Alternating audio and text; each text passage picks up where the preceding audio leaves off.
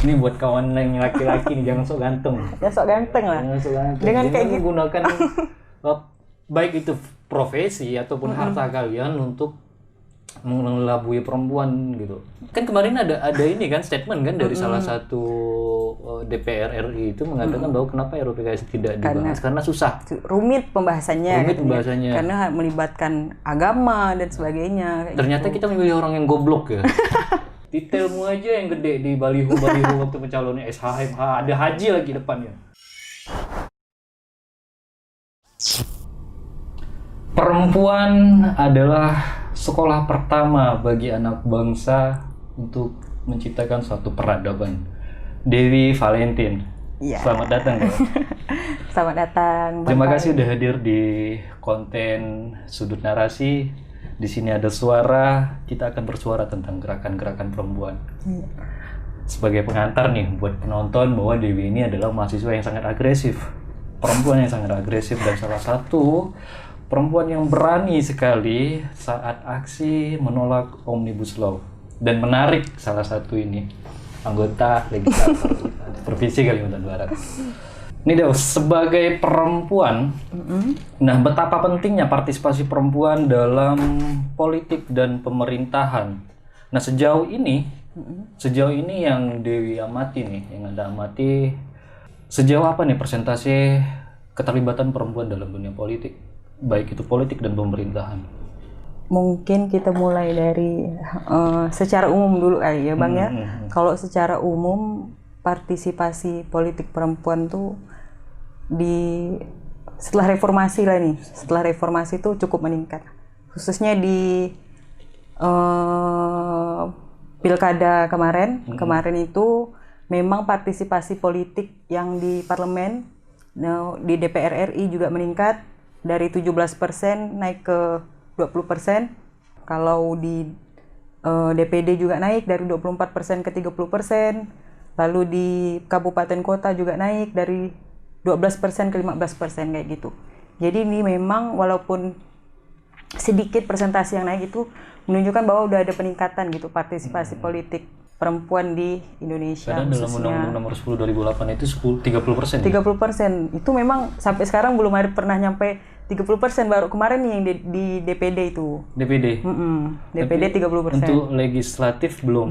Legislatif bahkan sampai sekarang. Bahkan sampai sekarang belum. Namun ada peningkatan partisipasi perempuan. Ada ya? peningkatan partisipasi perempuan. Terutama di Kalbar ya. Ada 2 kabupaten yang dikepalai atau yang menjadi bupati itu perempuan kan, Mempawah dan Landa. Iya sih. Walaupun privilege ya.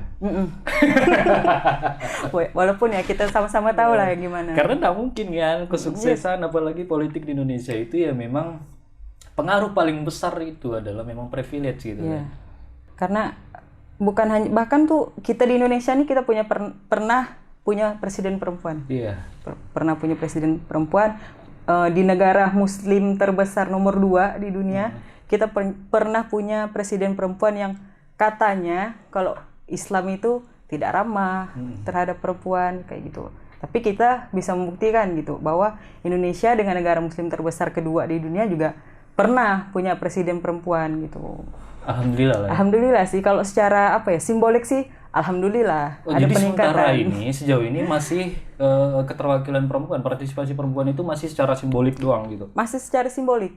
Kalau menurut saya partisipasi perempuan sekarang masih simbolik, hanya sebatas numbers gitu, angka.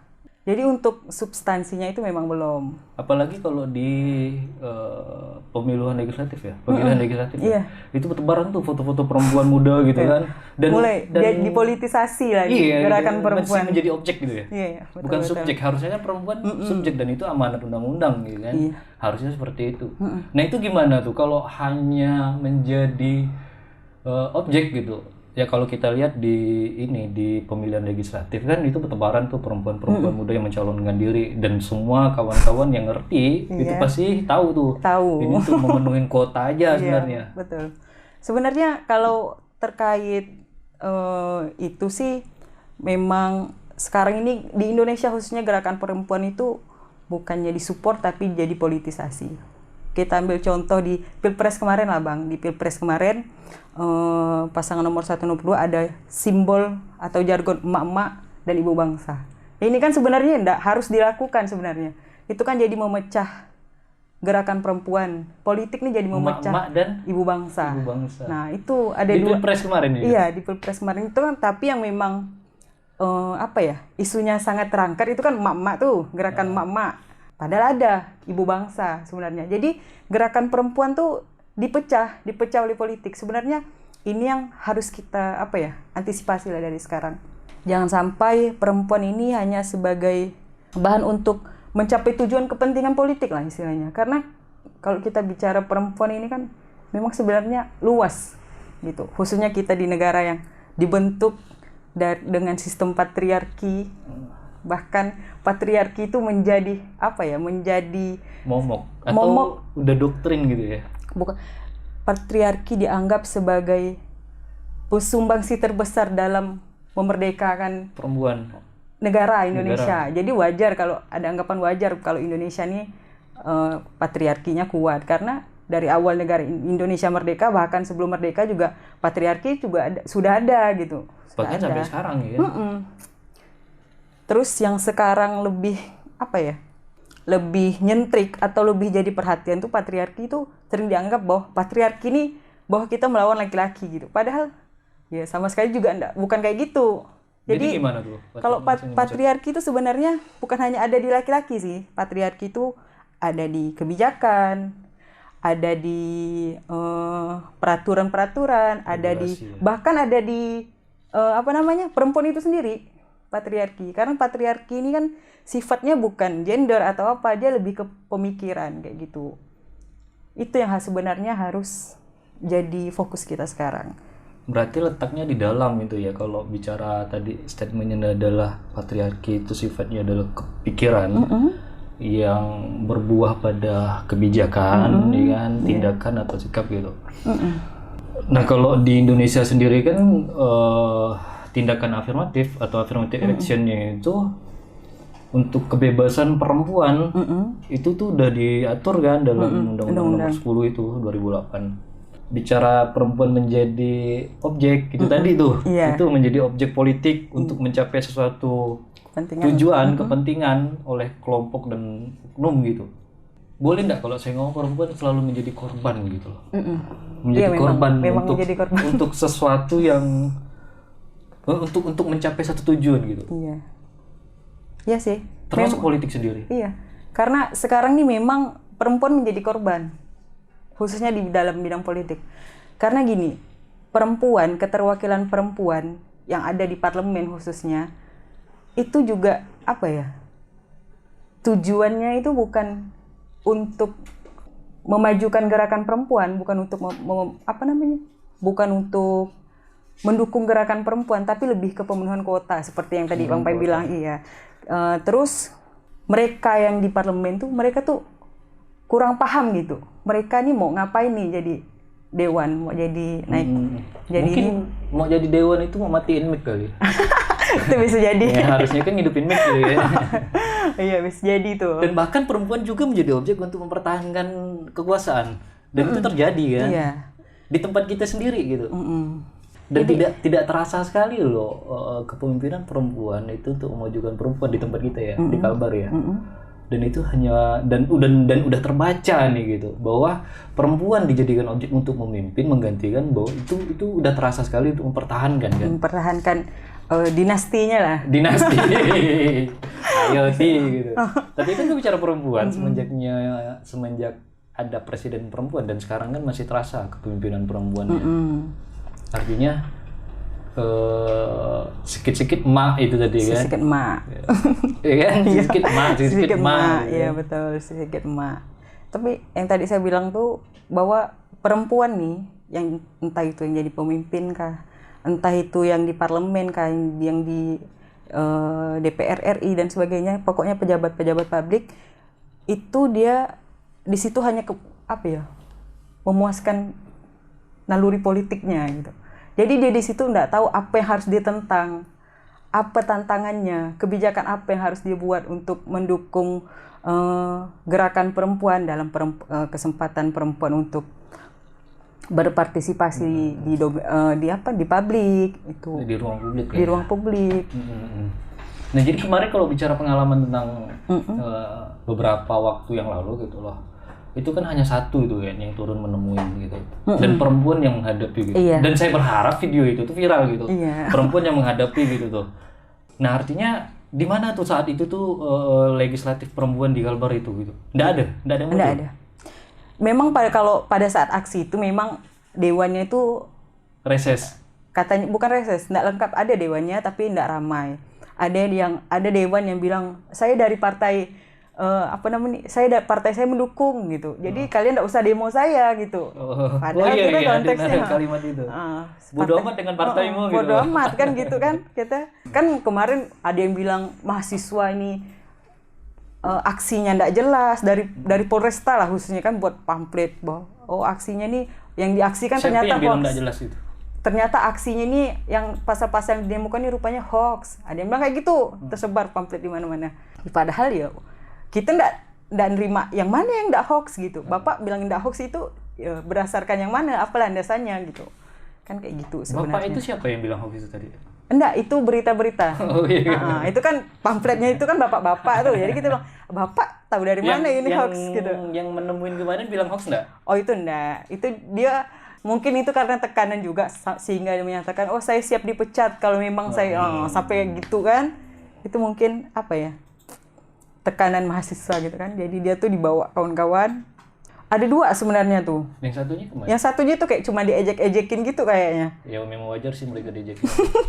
Ya kan kita yang kedua, Iya, mereka betul. kan wakil gitu. Kalau betul. tidak becus ya udah. Ya udah wajar, gitu kan. Wajar. Kalau nggak bisa kerja ya udah gitu. Cari yang bisa gitu.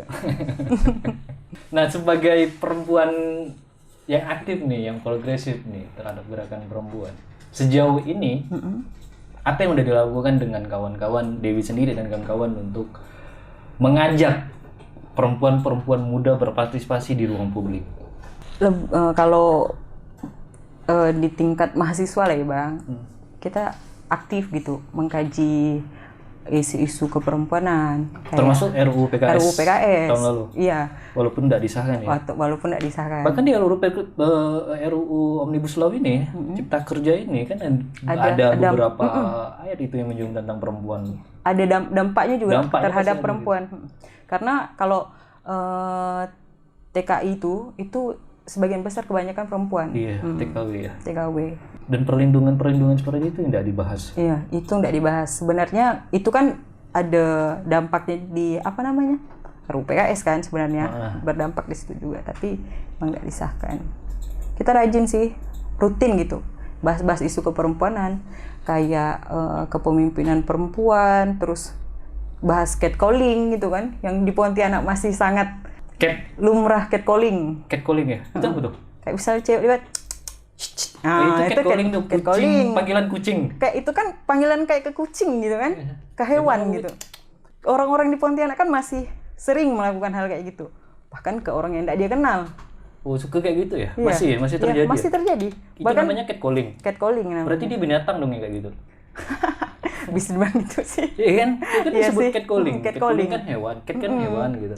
Jadi sebenarnya enggak kayak gitu caranya. Kalau memang apa namanya? Ada keperluan gitu kan, ya bisa langsung disampaikan dengan etika-etika kalau yang lebih memanusiakan manusia lah gitu kan. Dan itu masih terjadi, apalagi di zaman sekarang dengan kekerasan verbal melalui medsos dan segala macam terjadi gitu. Bahkan baru-baru kemarin itu kan viral itu yang fotografer. Oh iya, betul fotografer yang. Dan itu kan termasuk kekerasan verbal kepada perempuan. Betul. Itu udah ke pelecehan sih Bang, karena pelecehan seksual ya. Beberapa yang saya baca tuh mereka ada yang ngirimkan screenshotnya dibilangin diajak berhubungan seks apa segala macam. Banyak juga tuh korbannya tuh. Banyak modus ya padahal.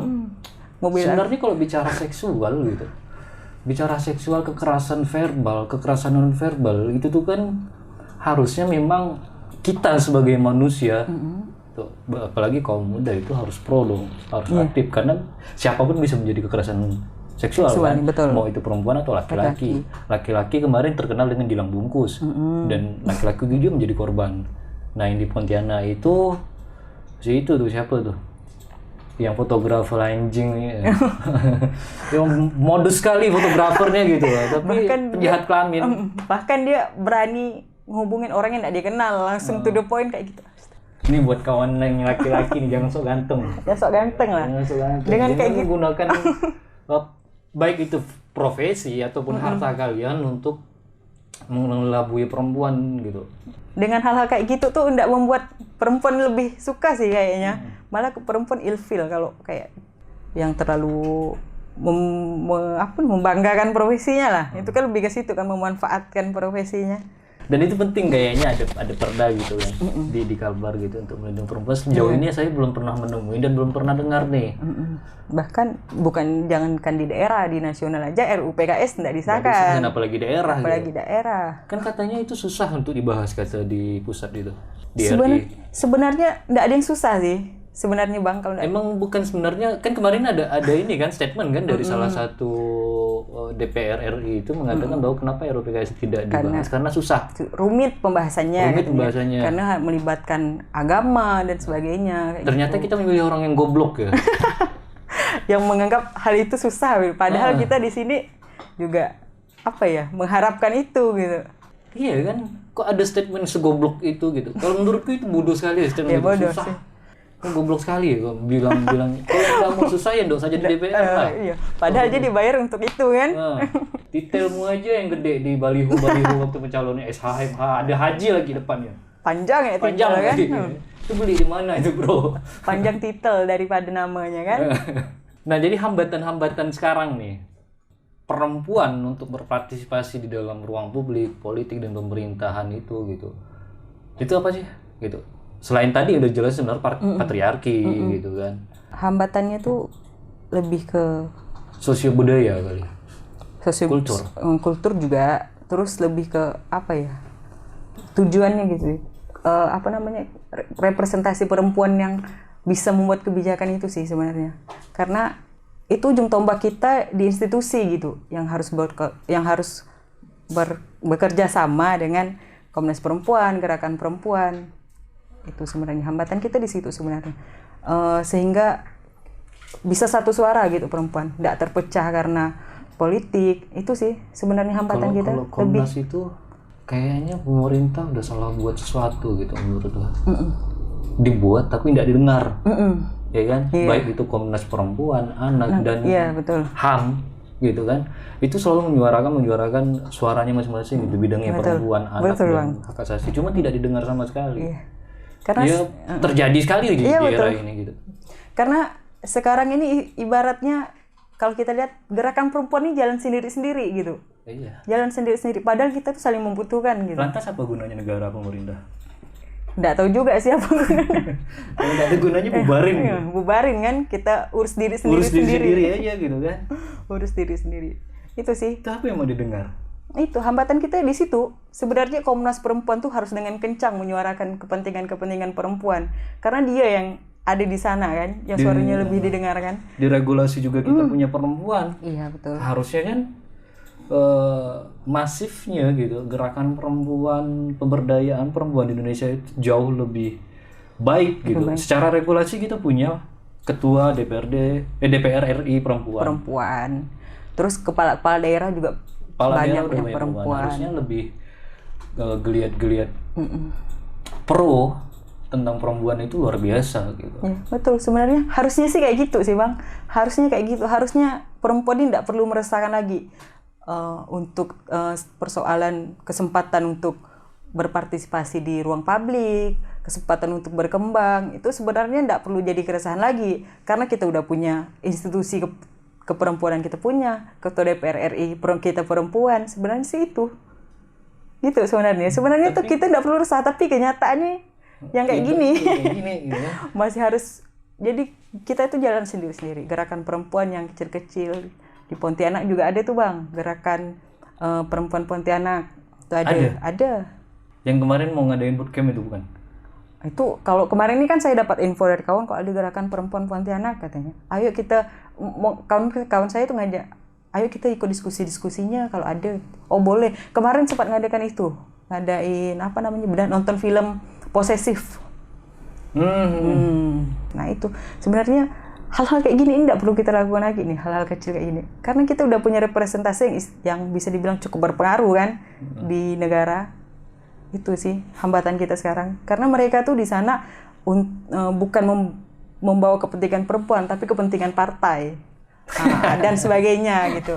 Lebih ke situ sih, kepentingan koalisi kayak gitu. Tidak membawa kepentingan. Oh saya di sini, oh saya harus membuat kebijakan tentang ini untuk membuka ruang partisipasi untuk perempuan gitu. Selain memenuhi kuota 30% tentang partisipasi perempuan, juga memenuhi keinginan fraksi gitu ya, partai. Kayak gitu, memang kenyataannya sekarang. Ya kalau bicara perempuan aku sedih gitu loh, karena 3 tahun belakangan ini korban perempuan banyak sekali. Banyak. Baik sebagai istri, pencabulan, dan kemarin 2 minggu yang lalu itu anak kan di Mempawah itu diperkosa seorang laki-laki. Itu biadab sekali gue pikir.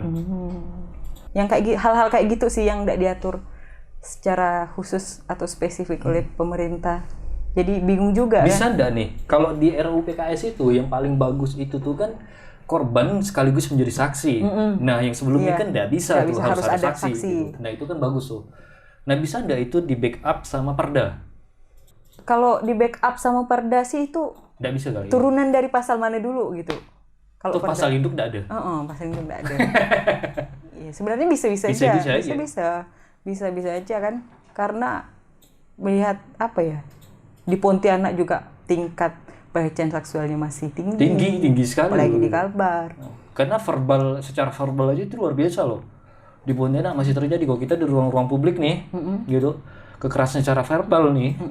Oleh laki-laki itu, baik laki-laki perempuan ya itu masih terjadi. Memang edukasi yang paling penting sih Bang, bukan hanya untuk laki-laki tapi untuk perempuan juga, karena jarang juga perempuan yang istilahnya melecehkan laki-laki yang sifatnya verbal ya, entah itu dikatain ngondek dan sebagainya, padahal itu kan nggak harusnya dilakukan kayak gitu. Jadi memang kalau pelecehan ini sifatnya bukan hanya di perempuan, di laki-laki juga sering gitu. Oh, sering juga? Iya. Itu contohnya gimana? Ya misalnya laki-laki dipaksa, kan biasa gitu kan, misalnya kita di dalam tongkrongan ada laki-laki yang ikut ya gitu, apa kata perempuan kan, sehingga dipaksa disuruh melakukan ini karena tekanan. Nah kayak gitu kan masih ada juga terjadi di laki-laki. Dan saya pernah ngerasain itu soalnya. Aduh. Gitu. Dulu waktu kuliah di awal-awal tuh, saya tuh pernah suka pakai lip gloss. Gitu. Serius. Pelembab bibir. Kalau saya melihat deskripsinya itu vitamin bibir. Iya, karena saya perokok, itu vitamin bibir saya rasa itu bagus lah kan. Karena sadar dengan bibir yang hitam perokok, jadi pakai lip gloss kan. Iya. Saya pikir lip balm mungkin. Lip balm ya? Nah, saya sering pakai. Kan beleming tuh dan sering kena sakat itu. Oh, itu sebenarnya. Padahal itu bukan untuk perempuan doang gitu kan. Padahal itu untuk kesehatan kulit bibir kan. Kayak gitu sebenarnya. Pasti abang kayak cewek gitu kan, abang dia pakai lip balm sebenarnya. Padahal di deskripsi produknya itu kan vitamin bibir. Iya, betul. Iya kan? Jadi saya pakai itu udah tahu ceritanya itu. Gue kena sakat tuh. Rupa Bang Pai pakai lipstik katanya kan. Lipstik gitu. Memang agak blooming sih sebenarnya. Tapi memang itu memang untuk vitamin bibir, bukan untuk perempuan. Bukan untuk perempuan doang kan? Bukan untuk perempuan doang.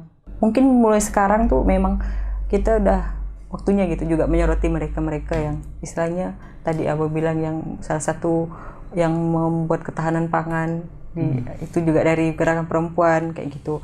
Saya pernah tuh baca berita itu, tapi saya lupa di daerah mana, ada perempuan dia tuh mendedikasikan diri dia ke suatu desa untuk buat pendidikan untuk anak-anak di desa itu. Saya lupa itu daerah mana. Itu yang kayak gitu sebenarnya. Dan banyak sekali perempuan yang harus kita angkat gitu figurnya gitu. Dan mudah-mudahan nanti kita bisa buat sesuatu tentang gerakan perempuan. Amin. Dan menyampaikan media-media yang khususnya ya kita di sekitar kita dulu lah ya, Pontianak dan Kalbar pada umumnya gitu ya. Kalau saya memang selalu tertarik sih kalau tentang isu keperempuanan. Sempat terjadi juga kemarin tuh waktu mau aksi, yang menjadi kekhawatiran kawan-kawan tuh perempuan gitu. Perempuan tuh jangan sampai kayak gini. Saya bilang, kalau misalnya, ini kan kita bicara masa aksi, saya bilang gitu kan. Kalau misalnya apa namanya ini perempuan dibatasi, ya mengurangi masa aksi lah. Mm-mm. Kan logikanya di situ. Yang Kalau perlu perempuan disetting itulah strateginya aja kan. strateginya sebenarnya udah pas, cuman perempuan tuh kayak gini. Strateginya berapa? 3-3-2 atau 4-4-2? Strategi jadi anu bola ya. Sebenarnya ya harus berimbang aja gitu kan. Berimbang. Sama-sama Kalau dalam gitu. suami istri itu pun kalau sesuatu yang berimbang itu dikerjakan bersama-sama pasti ringan gitu. Iya betul. Ya laki-laki di atas terus nggak enak, gitu juga kalau perempuan di atas terus nggak enak gitu kan. Salah server dia, saya tahu. Dewa, makasih banyak Dewa. Iya bang, sama-sama. Mudah-mudahan kita bisa ketemu lagi bicara tentang perempuan dalam perspektif yang lebih luas, perspektif tadi itu tentang petani perempuan, pelajar perempuan dan segala macam lah pekerja perempuan, dan mudah-mudahan kita punya kesempatan dan waktu lagi untuk bicara tentang perempuan. Saya harap tidak kapok nih untuk diundang ke sini lagi ya. Makasih banyak buat Dewi, sehat selalu Dewi. Sama bang. Nanti Sehat honornya juga. ditransfer sama Bang Pesa. Selamat datang dan kembali, kita ketemu lagi Dewi. Siap, makasih bang.